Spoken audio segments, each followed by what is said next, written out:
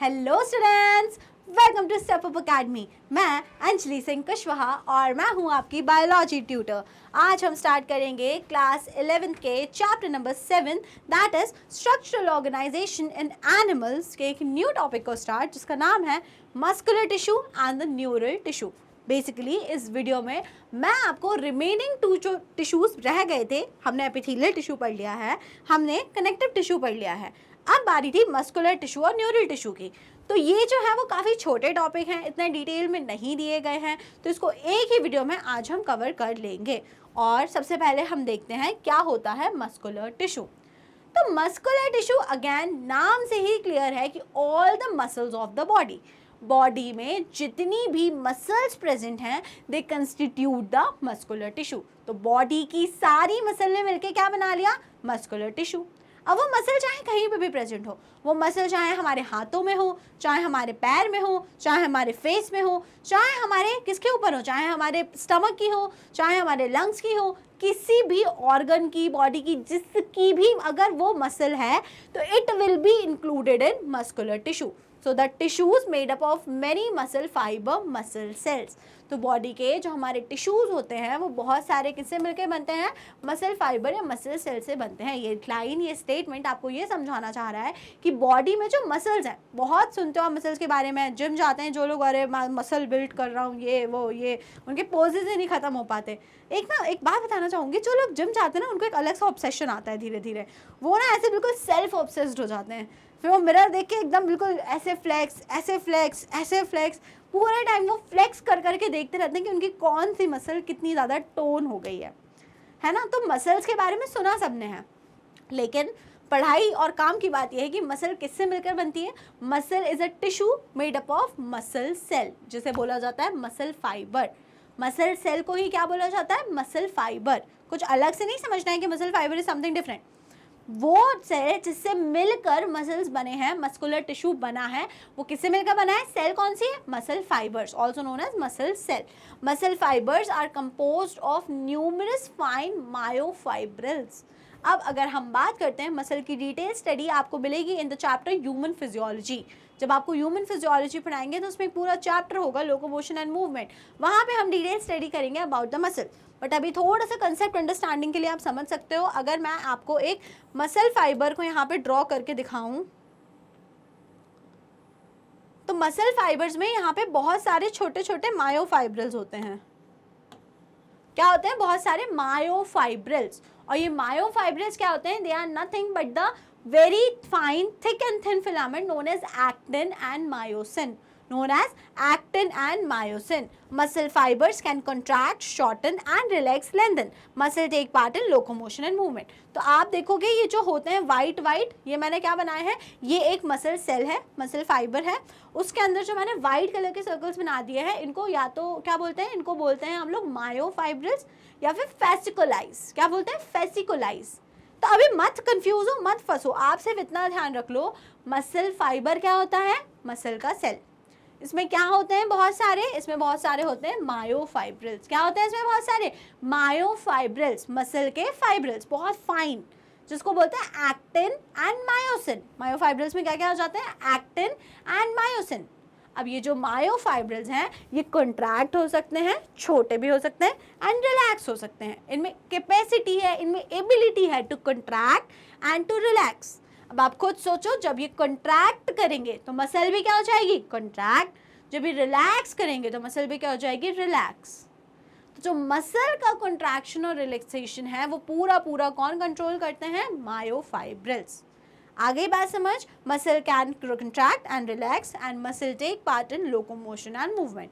तो आपको बहुत अच्छे से समझ में आता है लोकोमोशन और मूवमेंट में मसल का रोल है ना, चलना फिरना दौड़ना भागना कुछ भी करना है, मसल्स आर द मतलब क्या बोलना चाहिए, very important part of it. अब ये पूरा चैप्टर है लोकोमोशन एंड मूवमेंट, जो कि इसमें है प्रेजेंट है किस यूनिट में? In the last unit named human physiology. तो वहाँ पर हम डिटेल स्टडी करेंगे।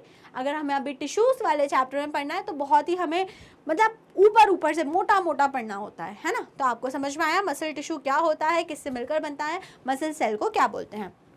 अब आगे पढ़ने वाली बात ये है the type of muscles which are present in our body.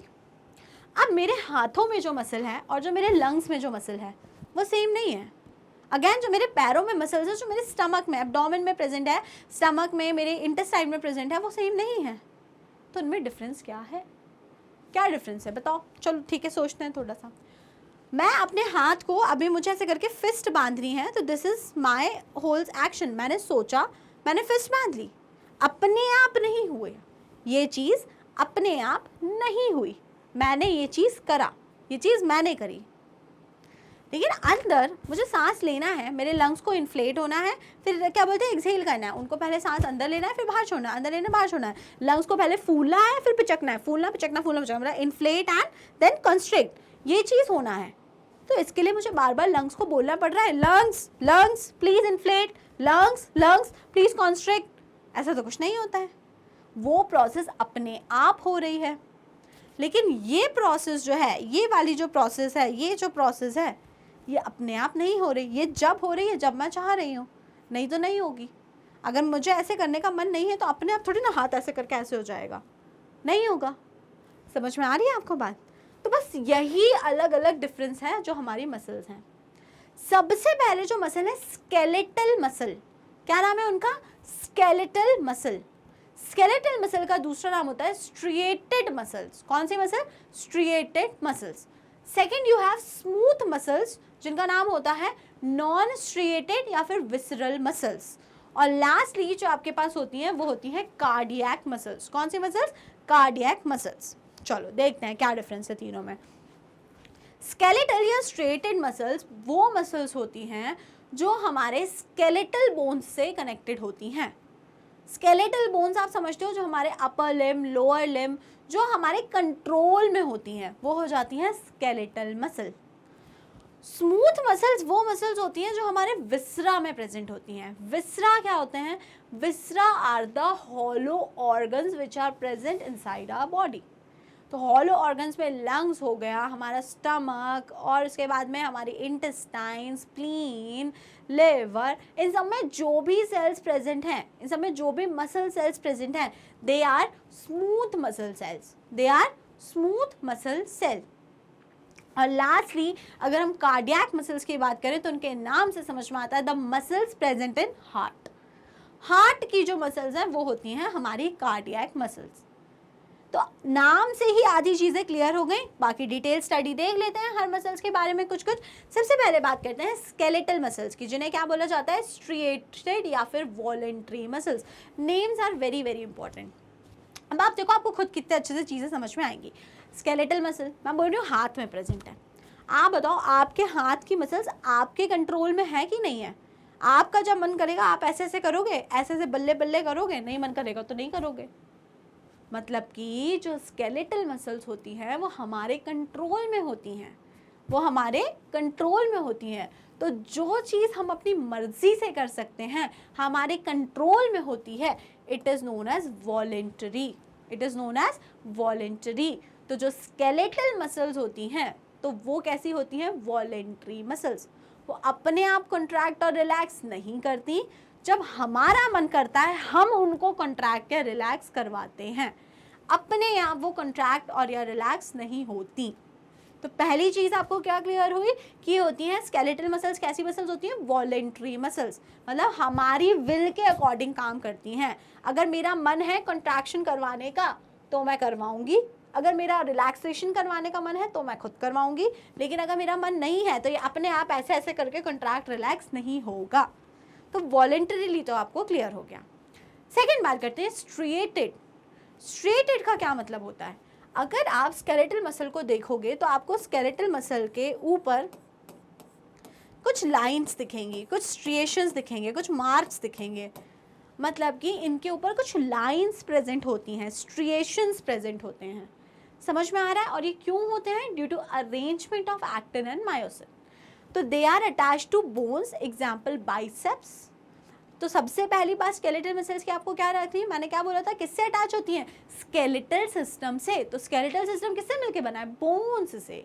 तो वो सारी मसल्स जो बोन्स से कनेक्टेड होती हैं वो क्या कहलाती हैं? They are known as skeletal muscles. Striations are present in muscle fibre. इनमें क्या प्रेजेंट होते हैं? इनमें प्रेजेंट होते हैं स्ट्रिएशंस। स्ट्रिएशंस मतलब धारियाँ प्रेजेंट होती हैं इनमें, तो इसलिए इनको क्या बोला जाता है? Striated muscles. Then muscle fibres are bundled in a parallel fashion.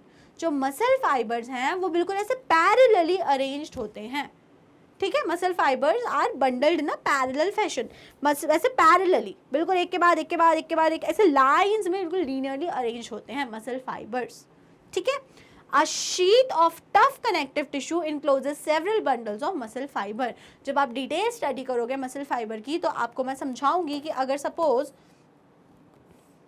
ये एक मसल फाइबर है और अगर आप यहाँ इसके अंदर देखो कि मायोफाइब्रिल्स प्रेजेंट है, तो मायोफाइब्रिल्स जो है वो यहाँ पे एक शीट से प्रेजेंट होते हैं जिसको फैसिकुलाई या फेशिया बोलते हैं। तो एक ही शीट होती है टफ कनेक्टिव टिश्यू की जो इसको पूरे मसल फाइबर को पकड़ के रखती है, उनको बंडलिंग करके रखती है एक साथ में पकड़ के, नहीं तो बिखर जाएंगे। तो मायोफाइब्रिल्स को बंडल करके रखती है पूरी एक शीट, है ना, जिसे फेशिया या फैसिकुलाई बोलते हैं, जो हम बाद में देखेंगे। अभी के लेवल पे जो याद रखने की बात है वो क्या है कि स्केलेटल मसल्स कहाँ होती हैं, कौन सी मसल्स को आप स्केलेटल मसल्स बोलोगे, तो वो मसल्स जो किससे अटैच होती हैं, जो कि अटैच होती हैं बोन्स से। सेकेंड, कैसी होती है, वॉलेंटरली, हमारी मर्जी से काम करती है।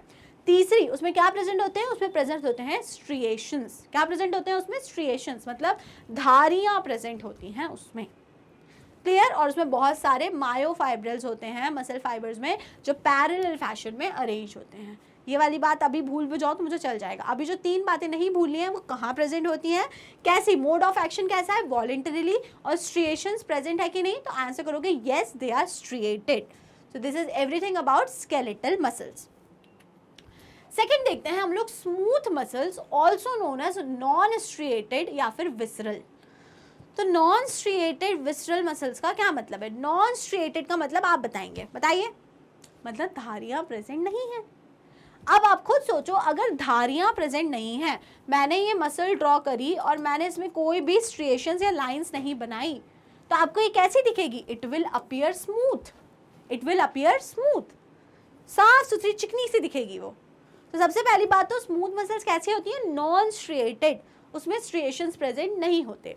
विसरल क्यों बोल रहे हैं, बिकॉज दे आर प्रेजेंट या फिर they are present in visceral organs. ये बोन्स से अटैच होने वाली मसल्स नहीं है, ये किस में प्रेजेंट है, ये हमारे विसरल ऑर्गन्स में प्रेजेंट है।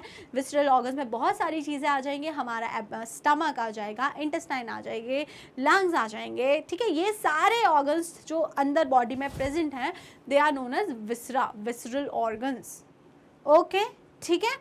तो वहाँ पर प्रेजेंट होते हैं हमारी smooth muscles, they are involuntary, very very important, mode of action is involuntary. खुद सोचो, लंग्स को अगर बार बार उंगली करनी पड़ती कि ए लंग्स काम कर, ए लंग्स काम कर, कभी उंगली करना भूल गए तो फिर लंग्स काम करना बंद कर देते, कभी तुम अचानक से भूल गए सांस लेना है तो फिर मर जाते।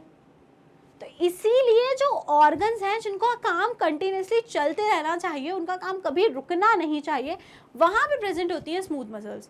तो वो हमारी मर्जी से काम नहीं कर रहे हैं, वो इनवॉलेंटरीली काम कर रहे हैं, अपनी मर्जी से, स्वच्छंद हैं वो, अपनी मर्जी से स्वतंत्र हैं वो काम करने के लिए, खुद से वो बस काम करे जा रहे हैं, करे जा रहे हैं। आपने खाना खाया, ठीक है, मूवमेंट हुए मसल्स के, खाना आपके पेट तक पहुंचा, अब आपके पेट को फर्दर मूवमेंट करके उस खाने को डाइजेस्ट करना है, उसको ब्रेक डाउन करना है, तो आपको उसके लिए अपने पेट को बोलना पड़ता है क्या कि please stomach digest my food? No, you don't have to say any, you don't have to give any such instruction to your stomach, but फिर भी काम हो रहा है ना, बिकॉज वहाँ पर स्मूथ मसल्स प्रेजेंट हैं जो कैसे काम करती हैं, जो इनवॉलेंटरीली काम करती हैं और खुद से अपना फंक्शन परफॉर्म करती हैं। तो नंबर 1 प्रेजेंट कहाँ होती हैं, विसरल ऑर्गन। नंबर 2 कैसी मसल्स होती हैं, दे आर नॉन स्ट्रिएटेड, उस पर धारियाँ प्रेजेंट नहीं है। तीसरा, दे आर इनवॉलेंटरीली, कैसे होती हैं वो, इनवॉलेंटरी मसल्स होती हैं। And fusiform fibres tapers and both and. तो जो ये मैंने शेप आपको यहाँ पे ड्रॉ करके दिखाया है जिसमें फाइबर्स ऊपर और नीचे आके अल्टीमेटली ज्वाइन हो रहे हैं, this shape is known as fusiform. तो जो हमारी स्मूथ मसल्स होती हैं उनका शेप कैसा होता है, फ्यूजिफॉर्म शेप की मसल्स होती हैं। नेक्स्ट पॉइंट जो लिखा हुआ है नो स्ट्रिएशंस, उस पर कोई भी धारियां या स्ट्रिएशंस प्रेजेंट नहीं होती है। कुछ और बातें देखते हैं स्मूथ मसल्स के बारे में। Cell junctions hold them together and they are bundled together in a connective tissue sheath. Again, cell junctions present होते हैं इसमें सेल टू सेल इंटरैक्शन के लिए, और जैसे कि आपको मैंने बताया था स्केलेटल मसल्स में, वैसा ही सेम स्मूथ मसल्स में भी एक शीथ होती है जो सारे मसल फाइबर्स को इकट्ठा से पकड़ के रखती है, अदरवाइज स्पिट आउट हो जाएंगे, इधर उधर उनका अरेंजमेंट बिगड़ जाएगा. They are seen in the wall of internal organs such as the blood vessels, stomach and intestine. तो जो भी हमारे इंटरनल ऑर्गन्स होते हैं उनमें हमें देखने को मिलती हैं स्मूथ मसल्स, ब्लड वेसल्स में देखने को मिलती हैं, स्टमक में देखने को मिलते हैं, इंटेस्टाइन में और एटसेट्रा, और बहुत सी जगह हमें स्मूथ मसल्स देखने को मिलती हैं. Is that clear my dear students? तो आपको क्या क्या समझ में आ गया? आपको स्मूथ मसल समझ में आ गया और आपको स्केलेटल मसल्स भी समझ आ गया. अब थर्ड टाइप का जो मसल टिश्यू होता है वो होता है कार्डियक मसल. तो जिसके नाम से क्लियर है कि ये कहाँ प्रेजेंट होगी cardiac muscle. Cardiac muscles are present only in the heart. सिर्फ और सिर्फ दिल में जो प्रेजेंट है वो होती हैं कार्डियक मसल्स. अब कभी अगर आपका दिल धड़कना बंद कर दे तो क्या होगा? मौत. क्या होगी? मौत. मर जाएंगे आप, डेथ हो जाएगी आपकी, बिल्कुल इंस्टेंट डेथ होगी. कार्डियक फेलियर या कार्डियक अरेस्ट में लोगों को देखा है कि बिल्कुल ऐसे करके चेस्ट पकड़ा और तुरंत डेथ हो जाती है. तो क्या हो रहा है उनकी? अगर ये कार्डियक मसल्स ने काम करना बंद कर दिया, कंट्रैक्ट रिलैक्स होना बंद कर दिया, मतलब हमारे हार्ट ने काम करना बंद कर दिया और अल्टीमेटली उसके कारण होगी डेथ. तो आप मुझे बताओ कार्डियक मसल्स का फंक्शन कैसा होना चाहिए? वॉलेंट्री कि इनवॉलेंट्री? बार बार बोलना पड़े कि उसको याद दिलाना पड़े, अरे काम करो, कंट्रैक्ट रिलैक्स करो, नहीं तो मर जाएंगे, कि अपने आप करने दो? तो ऑब्वियस ही बात है cardiac muscles are also involuntary muscles. कैसी मसल्स होती हैं? Involuntary muscles. उनका जो एक्शन है कार्डियक मसल्स का वो हमारे कंट्रोल में नहीं है, अपने आप एक्शन हो रहा है, अपने आप कंट्रैक्ट रिलैक्स हो रहा है, जिसके कारण हमारा पूरा हार्ट कंट्रैक्ट एंड रिलैक्स हो रहा है and blood is being pumped into through out the body. पूरी बॉडी में ब्लड पंप होके अलग अलग लोकेशन पे पहुंच रहा है. Is that clear? Cell junctions fuse the plasma membrane of the cells and make them stick together. तो जो सेल जंक्शंस होते हैं वो क्या करते हैं? वो प्लाज्मा मेम्ब्रेन के साथ में फ्यूज हो जाते हैं और सेल टू सेल इंटरैक्शन जो होता है वो प्रोवाइड करते हैं. तो एक बार फिर से रीड कर लीजिए वाला पॉइंट कि सेल जंक्शंस का क्या रोल है कार्डियक मसल्स में, कि वो फ्यूज हो जाते हैं प्लाज्मा मेम्ब्रेन के साथ में and make them stick together. तो कई सारी ऐसे करके सेल्स जो होती हैं वो अरेंज हो जाती हैं. कौन सी सेल्स? Cardiac sales. और कुछ बातें अगर देख लें तो communication junctions, intercalated disc allow the cells to contract as a unit. That is when one cell receives a signal to contract, its neighboring cells also contract. अब यहाँ पे जो communicating structure होते हैं, बहुत important point है, इसको ध्यान से सुनो. जो हमारी कार्डियक मसल्स होती हैं उसमें जो कम्युनिकेशन का जो पॉइंट होते हैं वो होती है इंटरकैलेटेड डिस्क. कौन होती है? Intercalated disc. इंटरकैलेटेड डिस्क कर क्या रही है? जो हमारी कार्डियक मसल है, एक मसल दूसरी मसल उसको कनेक्ट करने का काम कर रही है. अब जैसे ही एक मसल को सिग्नल मिला कॉन्ट्रैक्ट, तो वो इंटरकैलेटेड डिस्क के थ्रू दूसरे वाले सेल में भी ऑटोमेटिकली पहुंच जाएगा कि कॉन्ट्रैक्ट, और जैसे ही सिग्नल मिला रिलैक्स तो वो भी सब में पहुंच जाएगा. तो communication junctions in cardiac muscle are known as intercalated disc. ध्यान रखना ये चीज़ भूल ना रही है. तो इंटरकैलेटेड डिस्क किस में प्रेजेंट होती है? स्पेशल फीचर ये प्रेजेंट होती हैं हमारे कार्डियक सेल्स में. किस में प्रेजेंट होती है? कार्डियक सेल्स में. Allow the cells to contract as a unit. पूरी सेल्स एक साथ कंट्रैक्ट करें, एक साथ रिलैक्स करें. हार्ट में ऐसा नहीं चलता ना कि अभी कोई कंट्रैक्ट अभी कोई रिलैक्स. अगर पूरे हम ऑरिकल्स की बात करें तो उनको साथ में कंट्रैक्ट करना है, वेंट्रिकल की बात करें तो उन्हें साथ में रिलैक्स करना है. ऐसे नहीं कि कोई कभी भी कंट्रैक्ट कभी भी रिलैक्स कर रहा है. एक सिस्टमिक फैशन में वो चीज़ होती है. That is when one cell receives a signal to contract, its neighboring cell also contracted. So this is everything about the cardiac tissue या cardiac cells. अब मैं एक कंपैरिजन चार्ट बना रही हूँ यहाँ पे. सबसे पहले आपने पढ़ी थी कौन सी मसल? सबसे पहले आपने पढ़ी थी स्केलेटल मसल्स. स्केलेटल.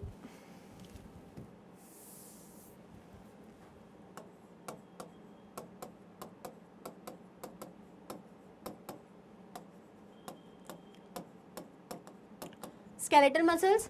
सेकेंड आपने कौन सी पढ़ी? सेकेंड आपने पढ़ी स्मूथ मसल्स, और तीसरी आपने पढ़ी cardiac muscles.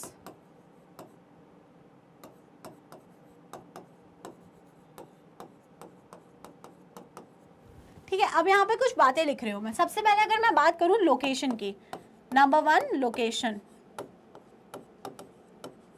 Number one location. तो बताओ मुझे स्केलेटल मसल्स कहाँ प्रेजेंट होती हैं? तो मैं इसमें लिख सकती हूँ अटैच टू बोन, बोन से अटैच होती हैं। स्मूथ मसल्स की बात करें तो कहाँ प्रेजेंट होती हैं? Visceral organs. कहाँ प्रेजेंट होती हैं? विसरल ऑर्गन्स, इसलिए इनको हम लोग क्या बोलते थे? विसरल मसल्स भी बोलते हैं। और अगर कार्डियक मसल्स की बात करो तो ये कहाँ पे प्रेजेंट होते हैं? ये प्रेजेंट होते हैं हार्ट में। कहाँ प्रेजेंट होते हैं? ये हार्ट में। सेकेंड बात करते हैं इनका फंक्शन। फंक्शन, तो फंक्शन में बेसिकली मैं आपको बताना चाह रही हूँ ये कैसे होती है? वॉलेंटरी, हमारे कंट्रोल में। ये कैसे होती हैं? इनवॉलेंटरी, हमारे कंट्रोल में नहीं होती। और लास्टली ये भी कैसी होती है? Involuntary, involuntary. तीसरा हम लोग क्या देख रहे थे? तीसरा इंपॉर्टेंट पॉइंट होता है स्ट्रिएशंस, धारियां प्रेजेंट है कि नहीं, धारियां प्रेजेंट है कि नहीं। तो स्केलेटल मसल्स कैसी होती है? स्ट्रिएटेड। कैसी होती है? स्ट्रिएटेड, उस पर धारियां प्रेजेंट होती हैं।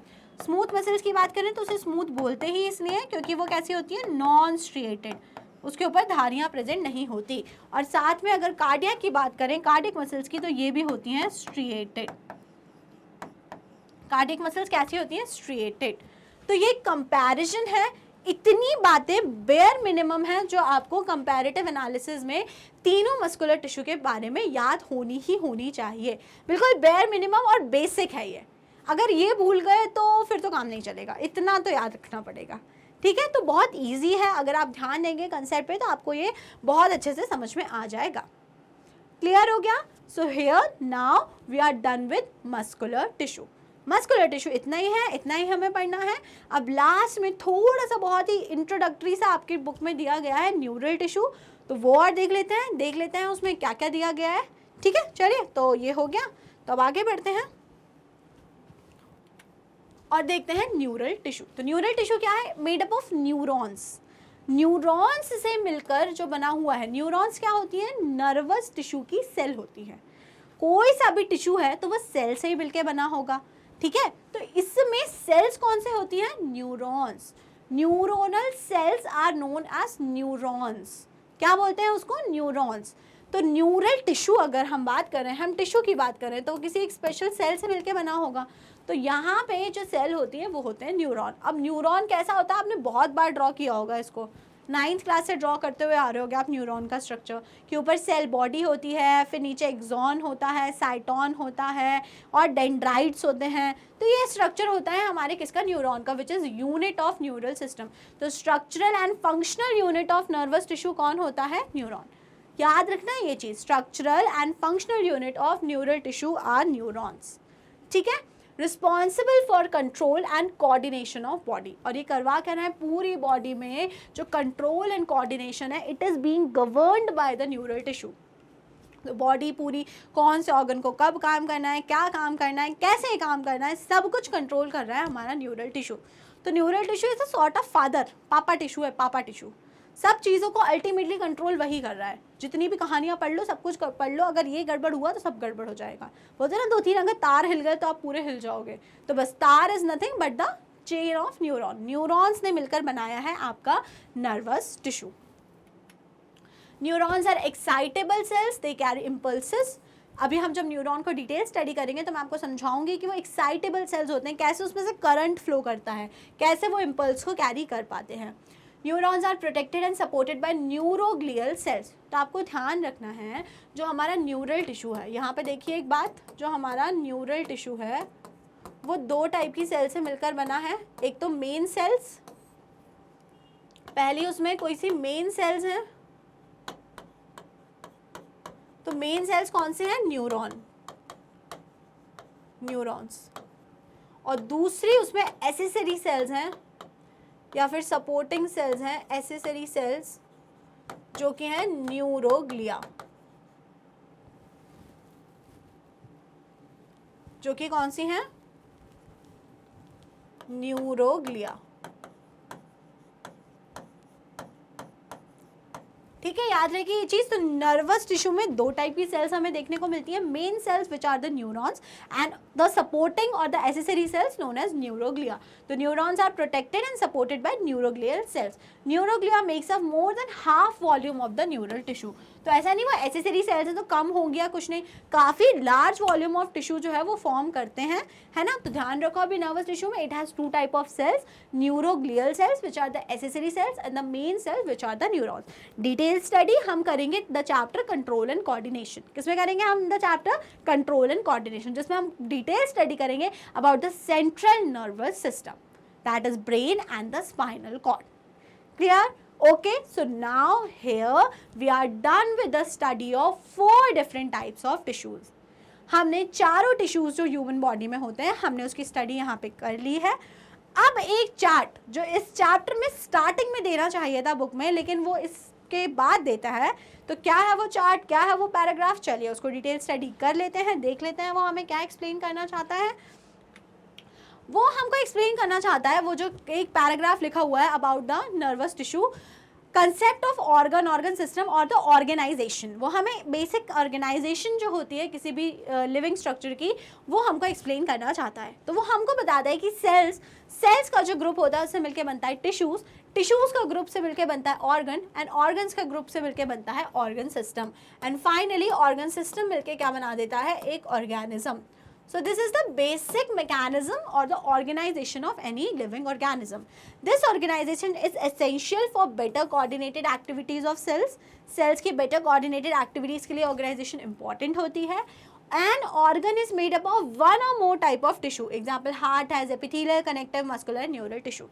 अब अगर यहाँ पे अगर organ की बात करें तो देखो ये कैसे explain कर रहे हैं, एक टाइप की या एक ही टाइप की सेल्स जिनका कॉमन ओरिजिन ऑफ फंक्शन है वो मिलके बनाते हैं टिश्यू। तो आपने 4 टाइप के टिश्यू पढ़ लिए। अब ऐसा नहीं है कि अगर ऑर्गन कोई बना तो उसमें सेम टाइप के टिश्यू होंगे।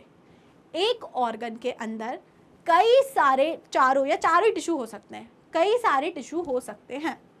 सिमिलरली अगर मैं एक ऑर्गन सिस्टम की बात करूं तो उसमें सिर्फ एक ऑर्गन नहीं होगा, कई सारे अलग अलग ऑर्गन मिलके ऑर्गन सिस्टम बनाएंगे। ये बात बहुत ही बेसिक है और अंडरस्टूड है, इतनी डिफिकल्ट कोई बात ये नहीं है। ये बेसिक ऑर्गेनाइजेशन आपको ध्यान रहना चाहिए, cells, tissue, organ system and organism. इतनी सी ये बेसिक ऑर्गेनाइजेशन आपको याद रहनी चाहिए being a student of class 11th। Okay, ये देख लीजिए एक डायग्राम के थ्रू, सेल ने मिलकर बनाया टिश्यू ने मिलकर बनाया ऑर्गन ने मिलकर बनाया ऑर्गन सिस्टम, और उससे फाइनली बन गया ऑर्गेनिज्म। प्लांट्स में और एनिमल्स में दोनों में आपको ये कंपैरेटिव चार्ट दिखाया गया है। So that is all for today, we are done with all different kind of tissues. तो अगर वीडियो पसंद आई है तो वीडियो को जल्दी से कर दीजिएगा लाइक और स्टेप अप अकेडमी को कर लीजिएगा subscribe. Thank you and keep watching.